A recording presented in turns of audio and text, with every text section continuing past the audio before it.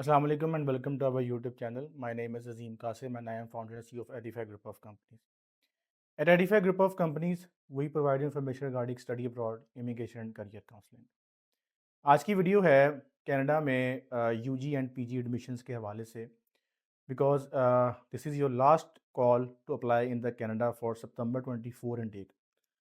आज की इस वीडियो में हम डिस्कस करेंगे कि what is the best time to apply in Canada, क्योंकि अभी ये ऑटम इनटेक जो है ना वो ऑलमोस्ट क्लोज़ होने वाला है और बहुत सारे लोग पेरेंट्स इस चीज़ को सुन के परेशान भी होंगे कि कैसे पॉसिबल है कि इतनी जल्दी इनटेक क्लोज़ हो रहा है। तो पीजी के लिए, यूजी के लिए हम डिस्कस करेंगे इस वीडियो में डेट्स के हवाले से what is the right time to apply और आपके पास कितना टाइम बकाया है कि आप सितंबर के लिए जो है ना अपना एडमिशन प्रोसीड कर सकते हैं। स्टार्ट करते हैं आज की वीडियो को।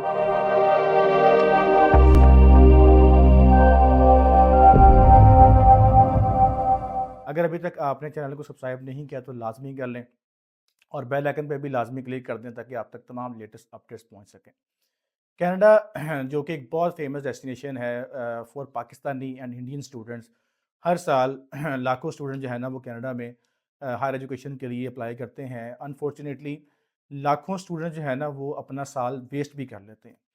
उसमें मल्टीपल रीजंस हैं अप्लाई करने की। प्रॉपर गाइडलाइन नहीं है, बच्चों को प्रॉपर इन्फॉर्मेशन नहीं है, गाइडलाइंस का नहीं पता। अक्सर लोग जो है ना वो अपना प्रोसेस स्टार्ट, अभी ये जो जैन टेक की लोग बात कर रहे हैं, जैन टेक तो ख़त्म हुए भी तकरीबन 4-5 महीने हो गए हैं। अभी ये जो अभी ये जो नवंबर का महीना चल रहा है, आज दिसंबर बल्कि स्टार्ट हो चुका है। तो अभी ये जो टाइम है आपका, this is your time to apply for the September 24 intake, जिसको ऑटम इनटेक भी बोलते हैं एकेडमिक लैंग्वेज के अंदर। अच्छा, अब रीज़न क्या है इतने जल्दी एडमिशन्स क्लोज़ होने की और अभी से प्रोसेस स्टार्ट करने की? देखिए, जो कनाडा का सिस्टम है, आप अगर जाके यूनिवर्सिटीज़ की साइट चेक करेंगे और डिफरेंट यूनिवर्सिटीज़ को सर्च करेंगे, आप देखेंगे कि बहुत ज़्यादा यूनिवर्सिटी जो है ना अपनी जो एप्लीकेशंस हैं वो 1 फ़ेब के बाद क्लोज़ कर रही हैं। कुछ 30 फ़ेब तक जाएँगी, कुछ जो है ना वो 1 मार्च तक लेंगी, कुछ 30 मार्च तक लेंगी। 30 मार्च या हार्डली कुछ यूनिवर्सिटीज़ की जो होगी वो 1 अप्रैल, 15 अप्रैल होगी। उसके बाद कोई यूनिवर्सिटी आपसे एप्लीकेशन नहीं लेगी। तो अभी ये जो मेजर यूनिवर्सिटीज़ हैं, जो टियर 1 की यूनिवर्सिटीज़ हैं, बहुत ज़्यादा हमारे जो स्कूल्स के स्टूडेंट्स हैं, जो टियर 1 के स्कूल्स हैं हमारे पाकिस्तान के, वो बच्चे टॉप टियर में अप्लाई करते हैं हर साल। जो टियर 1 की यूनिवर्सिटीज़ हैं, यूनिवर्सिटी ऑफ टोरंटो है, यूनिवर्सिटी ऑफ शॉक, इस तरह कोई भी यूनिवर्सिटी है, उनके लिए तो जो डेडलाइन है that is about to come. Hardly जो है ना वो 30 जैन तक या 1 फ़ेब तक जो है ना वो एडमिशन जाएंगे, उसके बाद एडमिशन क्लोज हो जाएंगे। अच्छा, अब यहाँ पर जो सबसे बड़ा कंसर्न आता है वो ये आता है कि अभी तो हमारा A2 का रिज़ल्ट आना है। अभी हमारा IB का पार्ट 2 का रिज़ल्ट आना है। अभी हमारा जो है ना वो इंटरमीडिएट पार्ट 2 का रिज़ल्ट आना है, तो हम कैसे जो है ना अपनी एप्लीकेशन प्रोसीड कर सकते हैं? देखें, एक चीज़ मैं यहाँ वाज़ेह कर दूँ कि कनाडा में आपको फाइनल ऑफ़र लेटर के लिए, जैसे I-20 होता है, जैसे कैश लेटर होता है, जैसे कन्फर्मेशन ऑफ एनरोलमेंट लेटर होता है, उसके लिए आपको फाइनल रिज़ल्ट दिखाने की ज़रूरत नहीं है।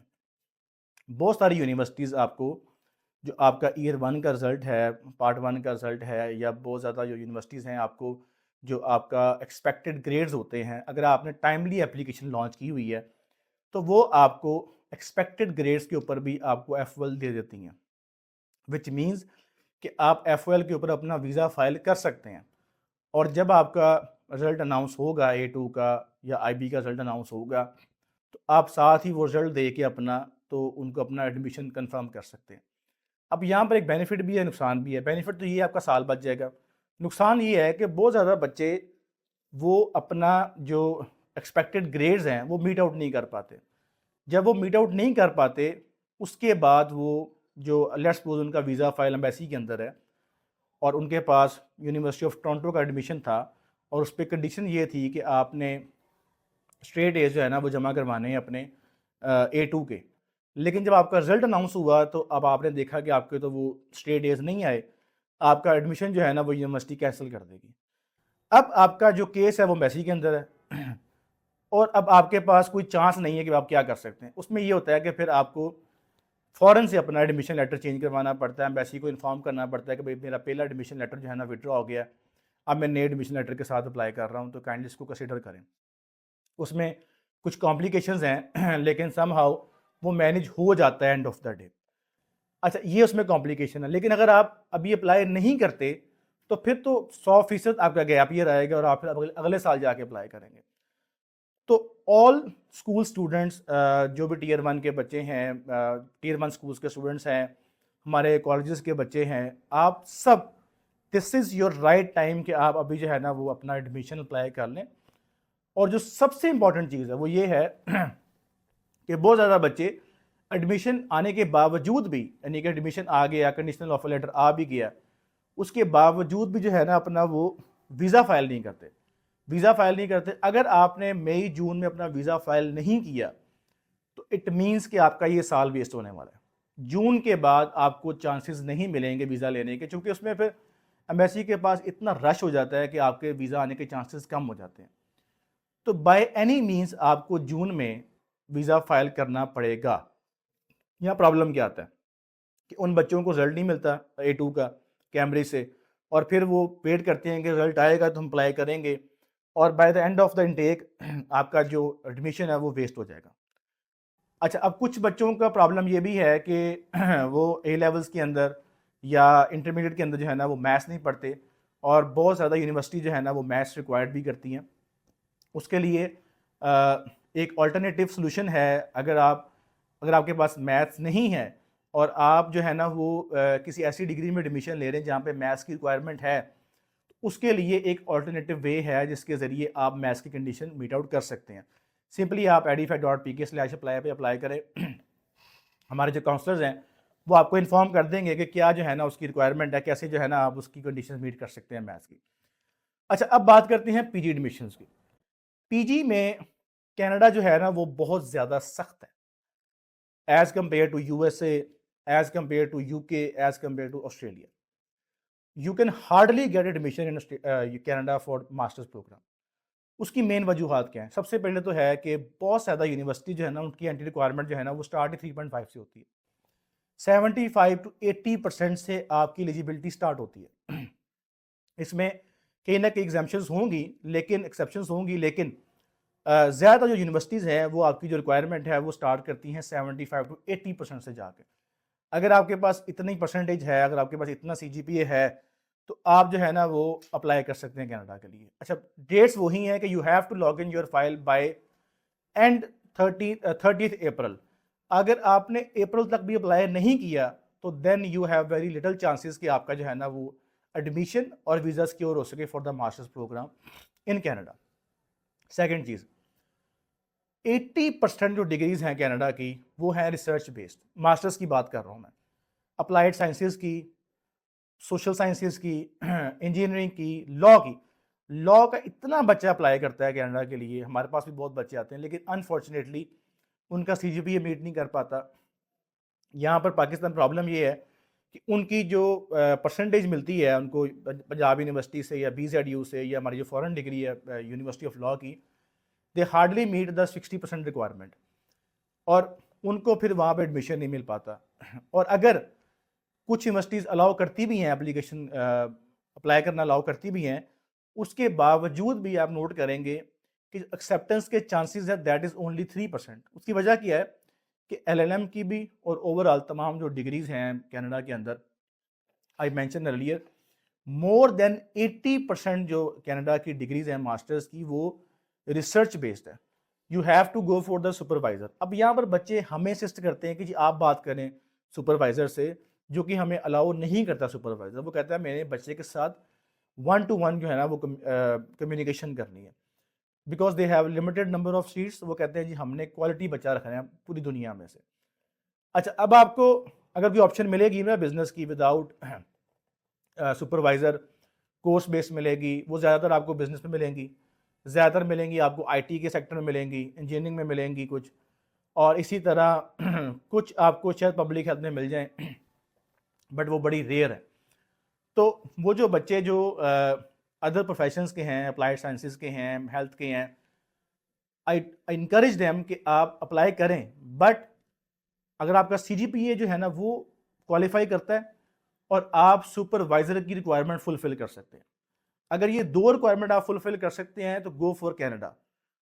अगर आप नहीं कर सकते तो don't waste your time in Canada, क्योंकि आपका साल वेस्ट होगा, गैप आएगा, फिर अगर खुदा ना खासा रिफ्यूज़ होता है, टाइम वेस्ट होता है, फिर आप अदर चांसेस भी जो है ना वो आप लूज़ कर जाएंगे। अच्छा, back to the main topic of the video, वो ये था कि टाइमलाइन फॉलो करनी है आपने कनाडा की। अच्छा, पीजी के अंदर एक मैं और चीज़ वाज़ेह कर दूं, पीजी के अंदर आपको डॉक्यूमेंट्स के बगैर ऑफर लेटर नहीं मिलेगा। जैसे कि यूजी में होता है ना, there are only 4 to 5 universities जो आपको कंडीशनल लेटर ऑफर कर देती हैं कि अगर कोई डॉक्यूमेंट एक आधा कम भी है ना, कोई मसला नहीं, बाद में दे देना। 95% ऑफ द यूनिवर्सिटीज़ आपको जब ऑफर लेटर देंगी, they will require complete documents, आपके एकेडमिक ट्रांसक्रिप्ट, सर्टिफिकेट्स, आइल्स, आपका जो रेफरेंस लेटर है, हर चीज़ प्रोवाइड करनी है आपने कनाडा को, फिर जाके आपको जो है ना वो एडमिशन ग्रांट होगा। अच्छा, एक मैं टिप आपको यहाँ पे दे देता हूँ, हम भी फॉलो करते हैं उस टिप को, वो ये है कि whenever you are applying in Canada, try to apply in 4 to 5 universities, और किसी एक के ऊपर भी आपने रिलाई नहीं करना कि भाई यहाँ से मुझे एडमिशन आ ही जाना है।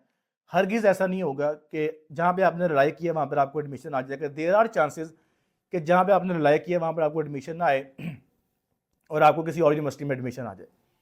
मल्टीपल यूनिवर्सिटीज़ में अप्लाई करें और कोशिश करें कि आपके पास बैकअप हो यूनिवर्सिटी का भी और कंट्री का भी। जो मेन टेक होम है इस वीडियो का वो ये है कि try to apply for the Canada admissions by any means before end of January. Most of the universities will close by the end of January. फिर आपके पास 2 मंथ हैं जिसको मैं एक्स्ट्रास कह लेता हूँ कि फेब, मार्च का और अप्रैल का जो महीना है, इसमें आपको कुछ ऑप्शंस मिल जाएंगी जहाँ पर आप अप्लाई कर सकते हैं कनाडा में। Very limited number of seats होंगी, very limited number of universities होंगी जो स्टिल अपनी जो है ना एप्लीकेशंस को एक्सेप्ट कर रही होंगी कनाडा के लिए। अभी आपने क्या करना है, आइल्स करें, अपना डॉक्यूमेंट्स कंप्लीट करें और बाय एनी मीन्स अप्लाई कर दें। आप यूजी के हैं, और ये खास तौर पर मैं पेरेंट्स को गाइड कर रहा हूँ कि पेरेंट्स जो है ना बहुत ईजी लेते हैं कनाडा के एडमिशन को, कि भाई अभी टाइम है, सितंबर डेट बहुत दूर पड़ा हुआ है, कर लेंगे अप्लाई, अभी बच्चे का रिजल्ट तो आ जाए। ऐसा बिल्कुल नहीं होगा। अगर आपने जून से पहले पहले वीज़ा फाइल ना किया, या अगर आपने जैन फेब से पहले पहले एडमिशन फाइल ना किया, तो देर आर 100% चांसेस कि आपका जो है ना वो ना एडमिशन होगा और आपका गैप ईयर आएगा और कनाडा को फिर आप चूज़ नहीं कर सकते। और एक और मैं टिप दे दूँ आपको जाते जाते, कि जो कनाडा की वीज़ा रेशो है ना, वो नॉन एस डी एस के अंदर बिल्कुल भी नहीं है। उसमें आप टाइम वेस्ट ना करें, एस डी एस के अंदर अप्लाई करें।